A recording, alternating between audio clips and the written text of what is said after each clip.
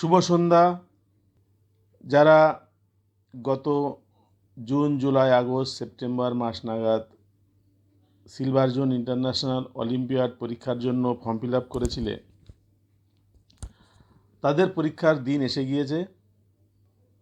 December মাসের 12 তারিখ, 15 তারিখ, 20 এবং 22 তারিখে চৌবেড়িয়া দীনবন্ধু বিদ্যালয় সেন্টারে সিলভার জোন ইন্টারন্যাশনাল অলিম্পিয়াডের লিখিত পরীক্ষা হবে, লেভেল 1। এই লেভেল 1-এ যারা 100-তে 100 পাবে তাদেরকে লেভেল 2 পরীক্ষায় বসতে হবে এবং লেভেল 2 পরীক্ষার পরে আবার লেভেল 3 পরীক্ষা আছে।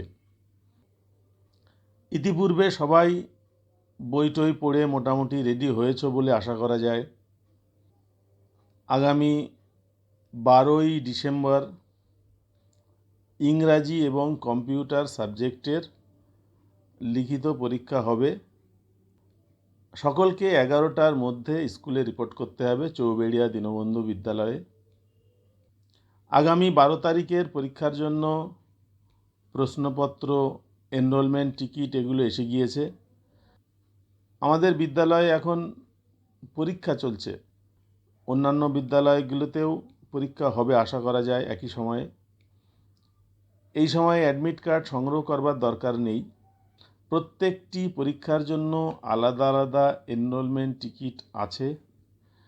সেই এনরোলমেন্ট টিকিট পরীক্ষার দিন দিয়ে দেওয়া হবে।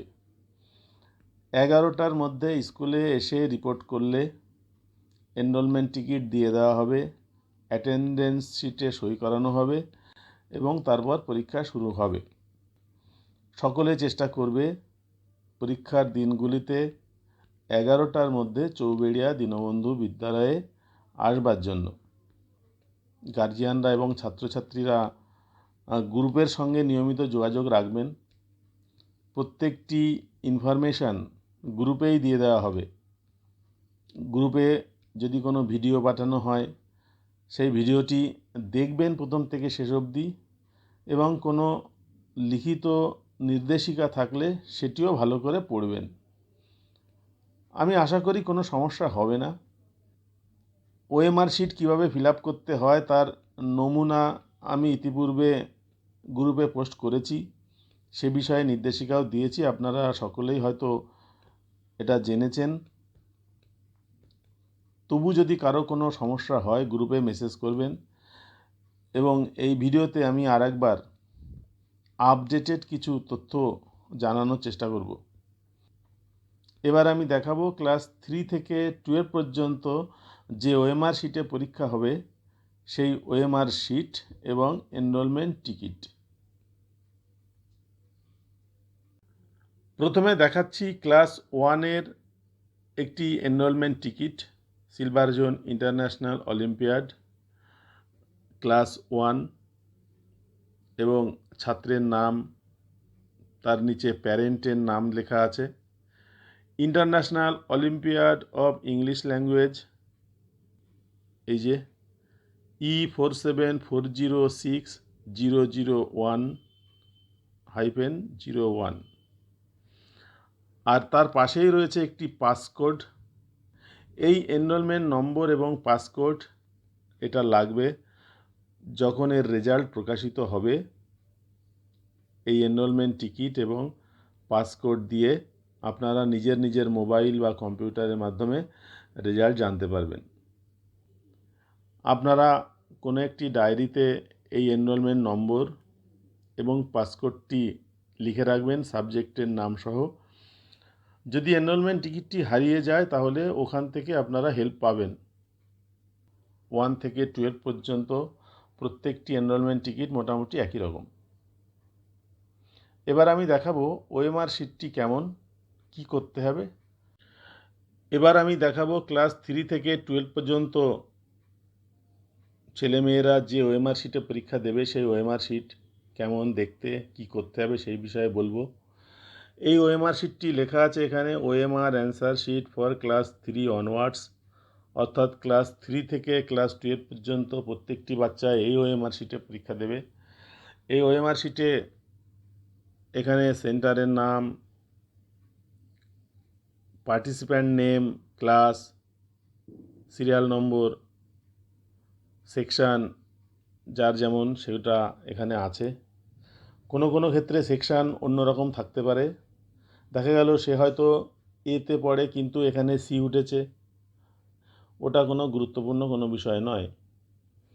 এই পরীক্ষাটা international olympiad of English language, এই পরীক্ষাটা হবে ডিসেম্বর মাসে 12 তারিখে। এখানে পেপার টাইপটা লিখতে হবে, যে টাইপের প্রশ্নপত্র সে পাবে। যদি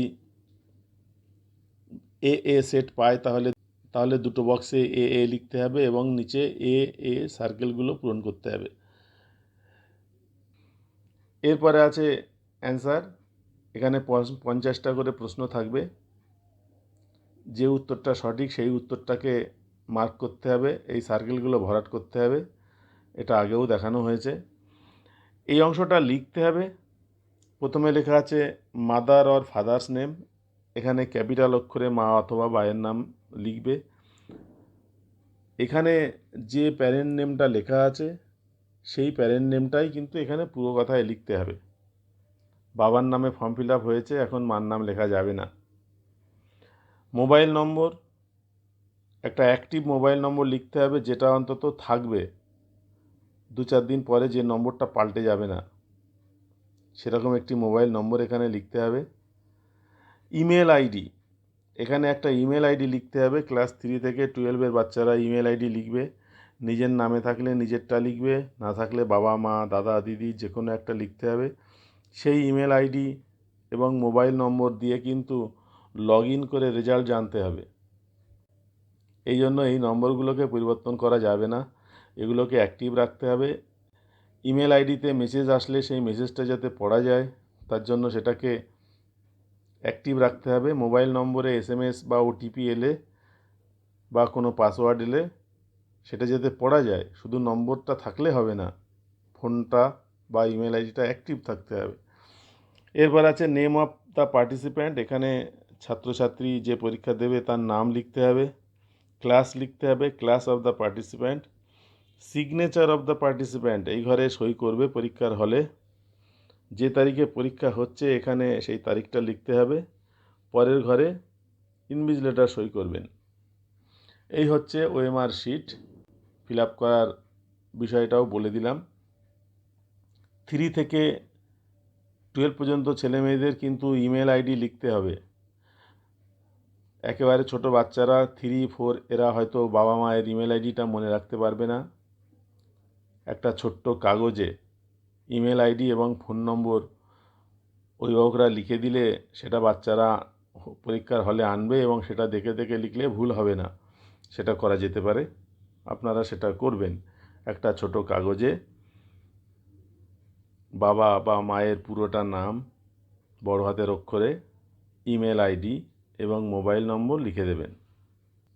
আপনারা এতক্ষণ ধৈর্য ধরে এই ভিডিওটি দেখেছেন, তার জন্য ধন্যবাদ।